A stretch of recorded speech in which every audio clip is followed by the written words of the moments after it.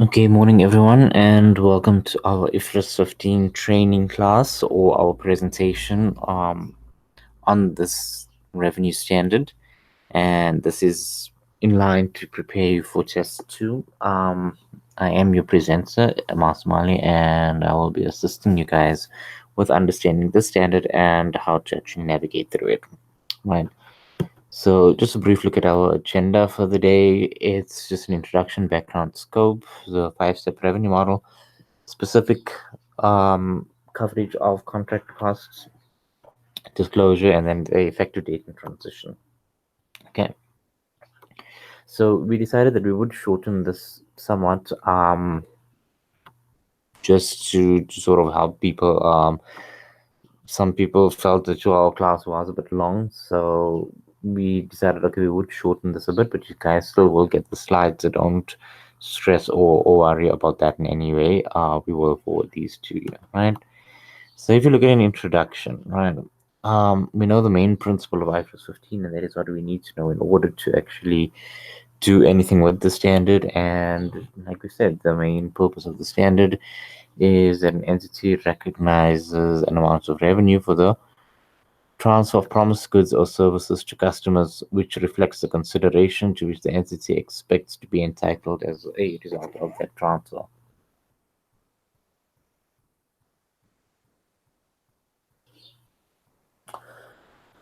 So this is something which you guys need to spend some time thinking about.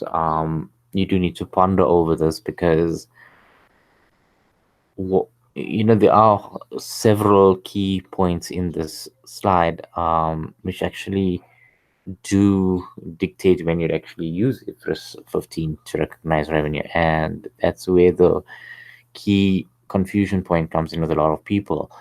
The issue is that sometimes an item is actually not revenue and it gets recognized as revenue, or sometimes it is and it isn't. And those sort of things are what the standard is obviously trying to avoid, as well as the amount of revenue which gets recognized, right? So you need to try and see that what you understand from this, you need to take something out of it yourself. You need to try and develop some sort of understanding on this, but it is pretty straightforward. The slide does give decent enough reference to this, right?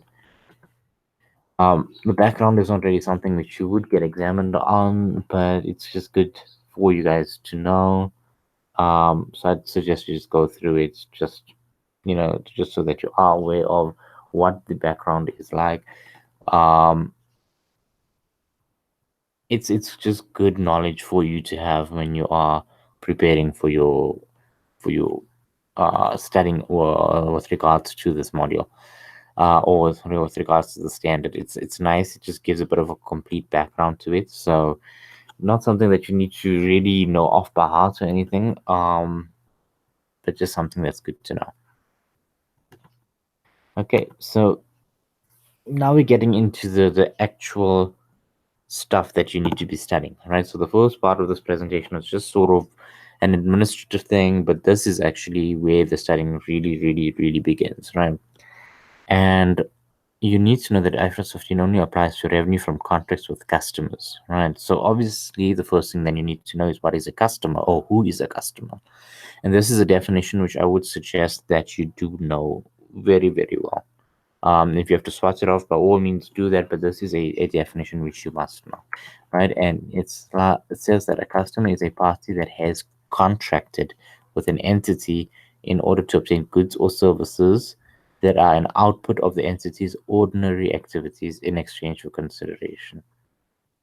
Okay, so otherwise he's technically a donor, because if he's giving the stuff for nothing, then I mean, what are you really getting out of it? Nothing, right? If you giving them your goods or services or anything like that, and there's just nothing that you're receiving for it, then well, well, he actually wouldn't be a donor; he'd be the donee. But yeah, it depends on how you look at it. So if he's giving you money for nothing, then he's a donor. So there has to be goods and services involved. And if you're giving him consideration for nothing, then you're the donor. So those sort of things are what you need to take into account as well. So what's excluded from the scope, as you can see from it, this is important to lease contracts, insurance contracts, financial instruments, and other contractual rights and obligations within the scope of IFRS 9, 10, 11, IS 27, and 28. All right, so these are important for you to know, but they're pretty straightforward. I don't think you guys would have any confusion with regards to these. Then there are some specific exclusions as well, which deal with three categories. We will touch on these. So first one is contracts with customers which fall outside of the scope of the entity's ordinary activities. These are quite important for you to know as well, because at the end of the day, if a grocery store sells its inventory, then obviously these are items in its ordinary activities, that these would be inventory. But now that same grocery store sells an item of PPE, even if there's a contract, even if there's a customer, it doesn't matter. Well, it wouldn't technically be a customer, because the sale is not part of its normal course of business. It doesn't normally sell PPE. No entity does. I mean, it might sell an item which is PPE to another entity. So, for example, it might sell, printing machines and stuff, to that effect. But it would be inventory for the entity which is selling it, not for the entity that is buying it. The entity that is buying it will probably be buying it as an item of PPE. Then non-monetary exchanges between entities in the same line of business to facilitate sales to customers, not something which is particularly common in South Africa, if I must be honest. But it is something which does happen. So it's sort of like you have something to sell and you can't deliver it to your customer because of some geographical limitations. So what you do is you instead give it to another store, and that store fulfills the order, and you just sort of reimburse that store for what they've sold, by giving them an item of inventory. So for example, say you're selling a printer and you can't deliver it to the customer, they all the way in New York. So then you'll contact someone in New York and be like, okay, can you deliver this to the customer? And they will deliver it for you, well, from one of theirs rather. So they'll sell the customer a printer from their side, and you'll give them a printer of yours in exchange. So there's no money being transferred, and that entity can't recognize revenue either, right? So you'll recognize the revenue, but not that entity. Right, then we come to the 5-step revenue model. Okay, so step 1 is to identify the contract with the customer. Step 2 is identify the performance obligations in the contract. Step 3 is to determine the transaction price. Step 4 is to allocate the transaction price to the performance obligations in the contract. And lastly, recognize revenue when or as the entity satisfies the performance obligation. Right. So we will look at each step in a bit of detail. I know we're moving quite fast, but I can see from the comments coming in, it looks like you guys are fine. There's no further questions. Okay, so we can continue.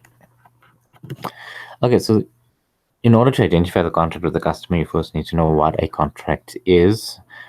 So I've got the definition here that a contract is an agreement between two or more parties that creates enforceable rights and obligations. That I've put in bold for a specific reason. So if you cannot enforce the rights and obligations, you don't really have anything. You've just got a piece of paper, essentially, right? So you do need to make sure that contract is valid, it's enforceable, and there's a lot of ways that this can actually go wrong. So, for example, a contract might be signed, but might not be signed by the appropriate party. It's not enforceable against the entity or against the customer, and you essentially don't have anything. So that's not a contract. You can't really do anything with it. And the next point says that a contract with a customer can be written, oral, or implied by the entity's customary business practices. So this is normally a cash sales where we're saying implied by the entity's customary business practices. So if a person buys and sells on cash, I mean, it's kind of like an oral contract that you know that that person's going to buy from you. And they're going to pay you, in cash or their credit card, something like that. There's no contract per se, but that's just generally how the business goes, right? So it's important to keep that in mind. And yeah. Okay, so step 1. These are 5 criteria. These are in the standard. I'm not going to go and list each one and go through each one, but you do need to make sure that all of these criteria, and that's why I've highlighted or bolded the end over here. So these are 5 criteria. You've got to make sure that the entity can actually apply all of these 5 criteria to the contract and see that yes, the contract is indeed a contract and it is valid. You might not normally actually get asked this too much. I'm not going to spend too much time going through it, but it is a question that could come up, and that's why I have included it in the slide. But yeah, not something that I would stress on too much. In all likelihood, you would already get a valid contract in your tests, at least, if not the exam, but at least in the test. Okay, a contract does not exist if each party has a unilateral enforceable right to terminate a wholly unperformed contract without paying compensation. Right. Again, not something that would normally come in very, very commonly. But this is just a case where if any of the parties, whether you as the entity or the customer, can cancel their contract and they don't have to pay any compensation for such cancellation, and the contract has, there hasn't been a transfer of goods or services yet, nor has there been any consideration transferred, then you've got a wholly unperformed contract, obviously, because there's been no exchange whatsoever, and you actually don't have anything because they can cancel it without any rights or obligations. So in a way, it's not really enforceable. You don't really have anything, right? If there was a penalty, I'd still say, okay, maybe there was still something, but nothing. Okay. Combination of contracts. So contracts can be combined. You can get multiple contracts which would be combined together, and these would be presented as a single contract. Again, it's not something that would be too common in your test. I wouldn't expect it in a hurry, but it can happen. And there are criteria that it needs to meet. So it's not like an entity can just combine the 2 contracts together. So this is normally like when you, I think the most common thing would be in cell phone contracts and stuff like that. You'd see that you'll get various packages and they can be bundled as one. So in those instances, obviously the contracts have to meet these 3 criteria listed here. Again, it's not something which I would expect you to be tested on too much, so I wouldn't stress too much over it. But just so that you know that these are the criteria that it would need to meet. If it comes out, it will come out as a theoretical question. Okay. Now we're looking at contract modifications. This is a huge area that a lot of people, do sort of find a bit complex, and I would not expect contract modifications to really be coming in during test two, maybe the exam, but yeah, highly doubt that it'll be for test two. And the point of the contract modifications, what it really addresses, is that it creates new or exchanges existing enforceable rights and obligations to the parties to the contract. All you really need to know with contract modifications is that either it's going to result in a new contract or just a modification of the existing contract. And if it results in a new contract, it's going to be two criteria that will give rise to this: an increase in the scope and the increase in the amount of consideration as a result of that scope. Right? So you will have your original contract plus the modified one. So what you will have is, like, say you have a cell phone, you have your normal contract, and then you take data on top of that as a separate, or well, as a modification, but it wasn't part of the initial contract. You essentially then would have two contracts, and then they would say, okay, fine, it's an increase in the scope because now the entity has to give you more data. It's an increase in the selling price as well, or the price that will be charged, because obviously you are now charging them for the data, so then it would be more, right? So that's along the lines that you need to be thinking about. The question that would obviously come in is that could you then combine these contracts? Yes, if they meet the criteria for combination of contracts, you can. So it is just then something that the entity should decide on. They really need to see how complex they want the contract setups to be, because how complex do they want it? So those sort of things do come into play. Okay. Now, we touched on saying that the goods or services must be distinct. And when should they be distinct? Well, we've got a brief slide here which pretty much lays that out. The theory is in the standard, but it's not something that I would stress on too much. In all likelihood, you would see in test two, as I said, we be focusing on what would come out in test two. So for test two, you wouldn't really be required to study this and evaluate whether the goods or services are distinct. I highly doubt that would be a question that would come in, but it is in the standard and obviously in the slides, and this is when it would be distinct. So should you just need to follow up on that, then this is the slide that would be relevant. Okay, identify the performance obligations. This is pretty much straightforward. Once you know that the goods or services are distinct, it's basically those distinct goods and services, and it's going to be identified at inception of the contract. So that's the important thing, right? At the inception of the contract, that's when you will identify what your performance obligations are, so not afterwards. Anything else would then be a change in your performance obligations, which would obviously be a change in your contract, which would be a contract modification, and you will apply those principles there, right? And then a good or service that is not distinct should be combined with other goods and services until the entity identifies a bundle of goods or services that are distinct. Again, not something that I would stress on for test two. But in this case, it's just that if you have a part of a machine, it doesn't really mean much. And maybe it's just a microchip by itself, and you need to supply this, or it just doesn't really make sense to just supply the microchip by itself unless that's part of the contract. But if it was supposed to be as part of a machine, then obviously it would be grouped together with the machine as a additional item or something like that. Printers like with toner and things like that could also be another example. Although if the entity does sell this on their own, then they would be distinct as well. So there is an argument for that. And because there's so much of a gray area in that, that's why I wouldn't really focus on it for test two, but it's just something that you need to bear in mind. Okay, so the last thing is, well, the third step is to determine the transaction price. This is not difficult at all. It's very similar to what was required in IAS 18. So it's basically all the amounts which are to be received or which are receivable by the entity, excluding amounts which are to be paid to third parties. The only real issues here would be fixed amounts, variable amounts, or both. There are other things like the time value of money, which will also impact, and we will go through each of these in details because these do affect the transaction price.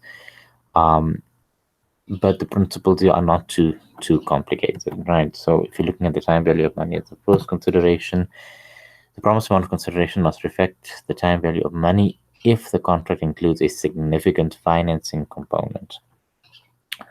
So what is a significant financing component? That's obviously the biggest question, right? Um, it's essentially, if you had to really explain it in layman's terms, it's going to be a part of the contract which gives a material difference between the cash price and the price that is now being paid due to the passage of time, or some other reason for you deferring that settlement. So obviously there is a significant impact on this. If you are supposed to pay 1,000 rand cash now, but then you are paying, say, 1,700 rand, I'd say that's a significant financing component, because it's almost double the price of the goods. So you do need to just identify that first. You don't necessarily just take off the time value of money and assume that it's a significant financing component. You do need to evaluate this. However, this is not something I would stress on too much for test two, and it's something which you should use just as a guideline. But there is a practical experience which says that if the period of time until payment will be made is less than 12 months, then you can ignore the time value of money. So if the period of finance is not 12 months, or is less than 12 months, then you wouldn't present value it, essentially, is what it's saying. You can just use the rate as it is. So if we are looking at, say, 1,000 rand, and its payment is within 11 months, you'd use 1,000 rand. Even if it's within 12 months, you will use the 12,000. You will use the 11,000. You'll use the 1,000 rand as well. You will not present value it back to a net present value as at the date of the sale. But if it goes beyond 12 months, if it's 15 months, then in that instance you would. Okay, non-cash consideration. Okay, so non-cash consideration, it can happen that there would be an exchange of goods and services, and this will be at fair value, right? So it's not different to PPE. It's just a straightforward fair value recognition, and this is fair value in terms of IFRS 13, right? If the entity cannot reliably estimate the fair value of the non-cash consideration, it shall measure the consideration indirectly by reference to the standalone price of the goods or services promised to the customer, right? But it's most likely you would have a fair value for that non-cash consideration. But in events where there isn't, then this is essentially what would happen. Okay, another important thing to note: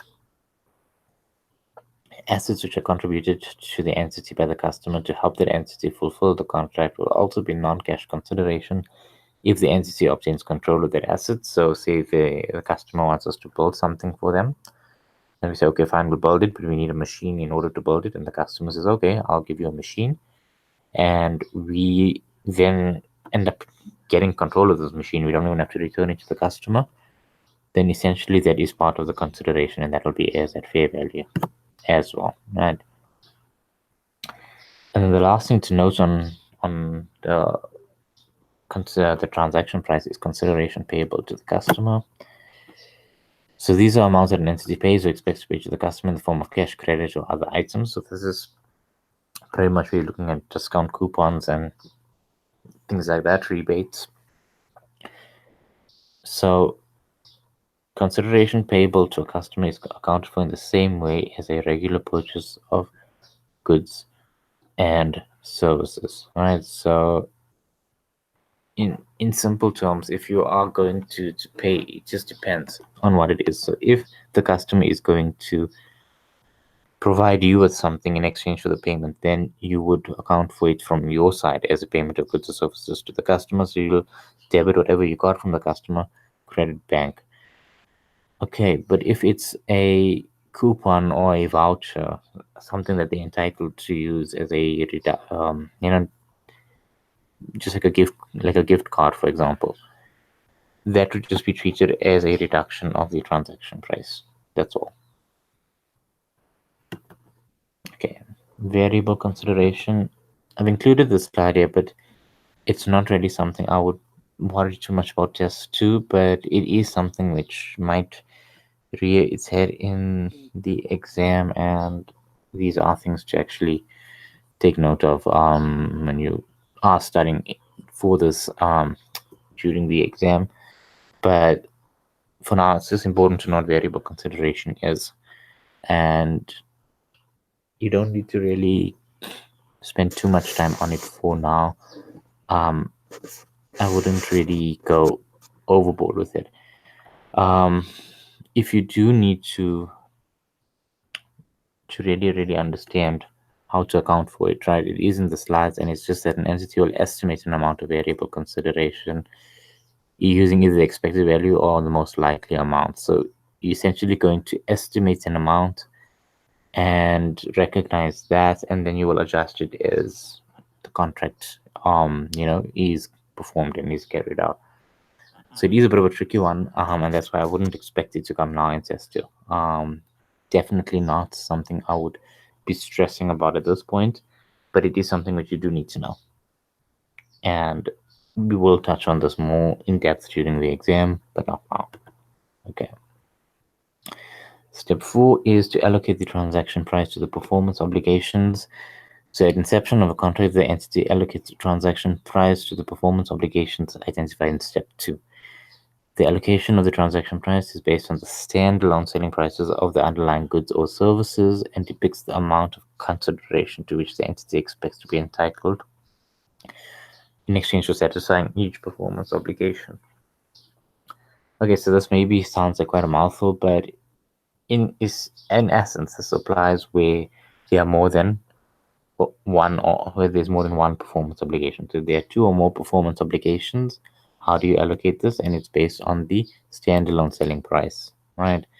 The standalone selling price is normally just the directly observable price of the goods or services when the entity sells them, but there may be instances that they can't be any, and which would be very unlikely, to be perfectly honest. But if such instances arise, then the entity would merely estimate them, but this is not a pathway that you would should expect to be occurring too much. I wouldn't, I really wouldn't, but there might be certain, depending on the entity, and its nature, there might be instances when this is applicable. But in almost all cases, I feel that the standalone selling price would be there because the entity would be selling these items on a standalone basis as well.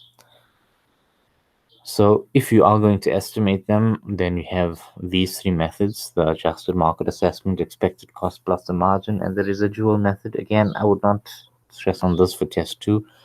This will be touched on a lot more in the exam preparation, but not now.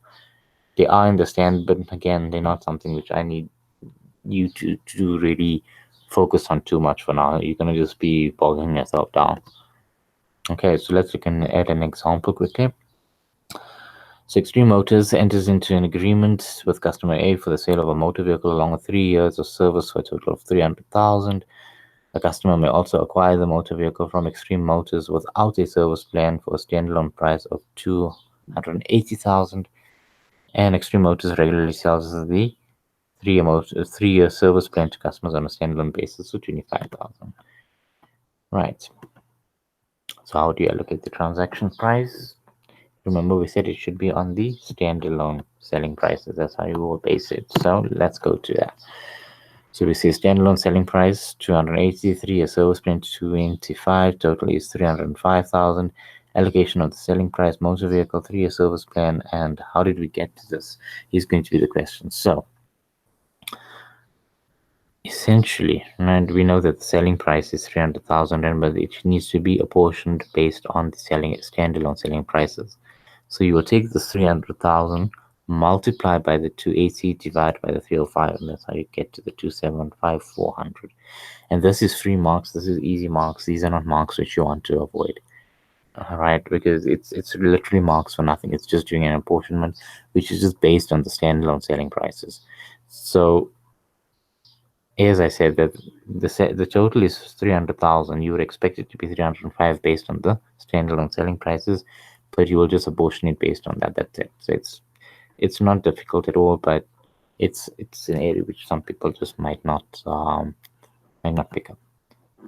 And the last thing is to recognize revenues. So either you're going to recognize revenue at a point in time or over a period of time, and that's just going to depend on how you are allocating your performance obligation. So if you've delivered your performance obligations there and then, so for example, a transfer of an asset, you've sold the asset to the person has control of the asset, there's nothing else to it. It's as simple as that. They will just then have control of that asset, and there's nothing further you need to do. You can recognize revenue immediately. But if you are building an asset for them, then you're doing it in stages, and over that period of time, that's how you're going to recognize your revenue.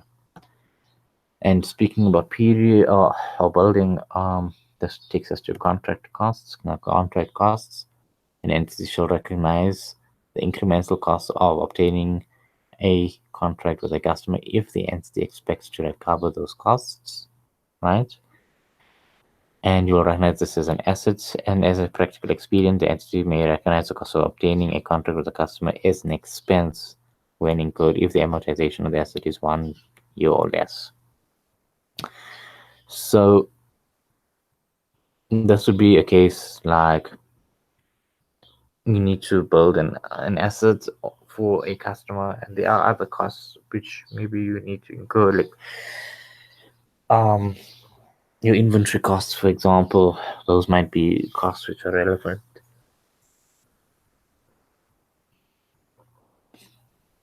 If you would expect to recover these costs, then, and even if it's legal costs, if you are expected to recover these costs, then you'll recognize these as an asset. If they are non-recoverable, then they would be expensed, and if they are recoverable but the amortization period is less than a year,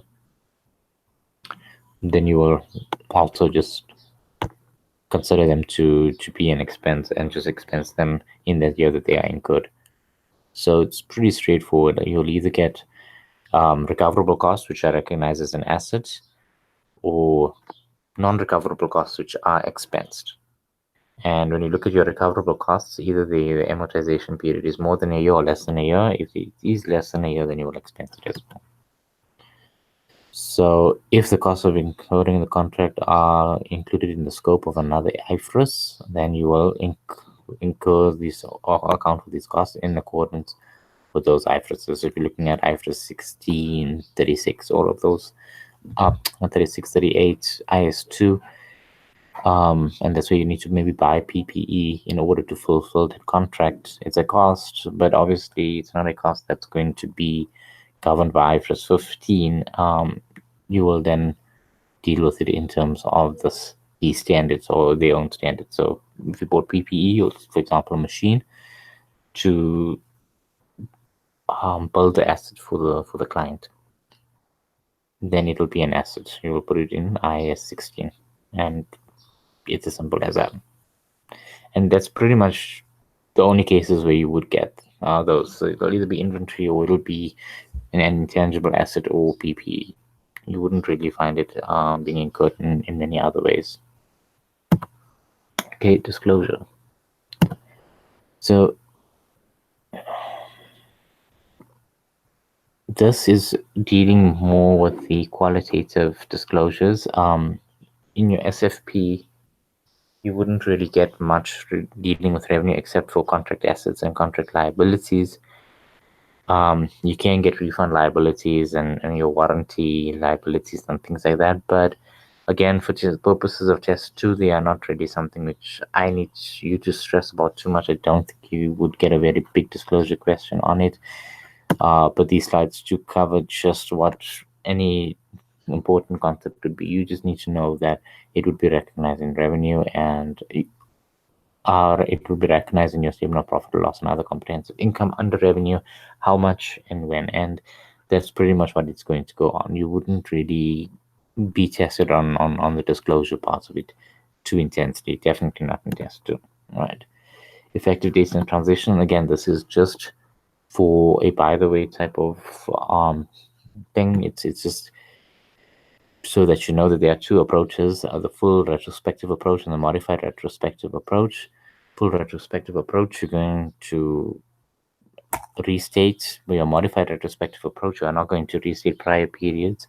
You're just going to have a line item in your statement of changes in equity at the beginning of the year, and that will be an adoption of Ifrs 15 here. That might be what it would say, something like that.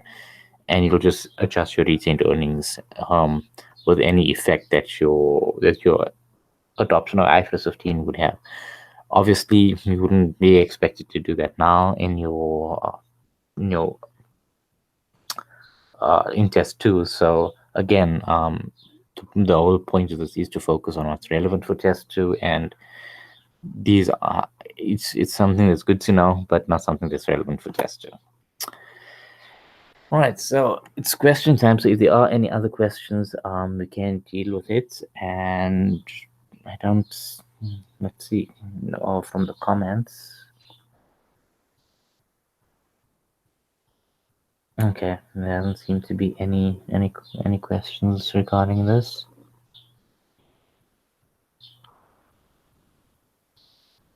Anyone? No. Okay.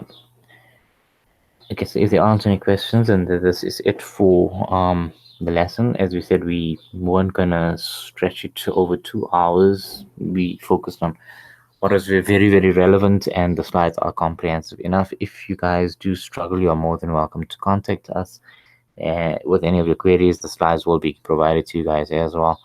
But thank you for attending the lecture, and we wish you all the best for test 2 on Tuesday. And good luck with the studying, and please do let us know if you need any more information or help.